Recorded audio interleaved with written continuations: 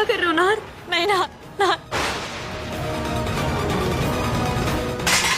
मैं इस औरत को घर में नहीं रखूंगा जिसने मेरी बीवी और बच्चे की जान लेने की कोशिश की।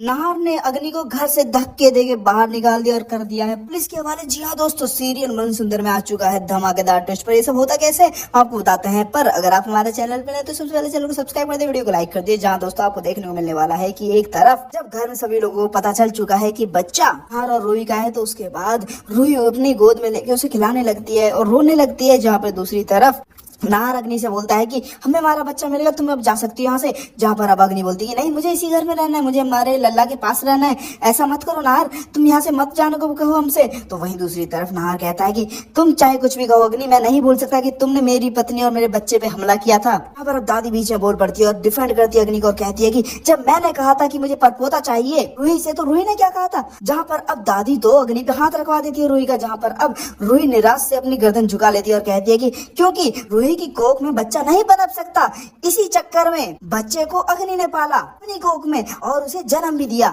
मगर तुम अग्नि को ही घर से धक्के देके बाहर निकाल रहे हो। ऐसा नहीं हो सकता नाहर। तो वहीं दूसरी तरफ नाहर कहता है कि बस आज कुछ नहीं बोलोगी आप दादी, क्योंकि आप कुछ भी बोलो मगर मैं इस बात को कतई भी नजरअंदाज नहीं कर सकता कि इसने मेरी पत्नी और मेरे बच्चे पे हमला किया था। इसीलिए अग्नि का हाथ पकड़ता है और घसीटते हुए घर से धक्के देके बाहर निकाल देता है। जहाँ पे वो पुलिस को भी फोन करता है। जहाँ पर अब अग्नि को लास्ट वार्निंग देकर छोड़ रहा है नाहर कि अगर दोबारा घर के अंदर दिखाई दी अग्नि तो उसके बाद वो पुलिस के हवाले कर देगा अग्नि को। जहाँ नाहर बोलता है कि मुझे पता है कि तुम्हारा कोई ना कोई प्लान था वापस यहाँ पे आने का, अचानक से ही बच्चा रूही की गोद में नहीं आया और जिस मंदिर से हमारा कोई लेना देना नहीं, वहां से इन्विटेशन अचानक से नहीं आया। सब तुम्हारा सोचा समझा षड्यंत्र था।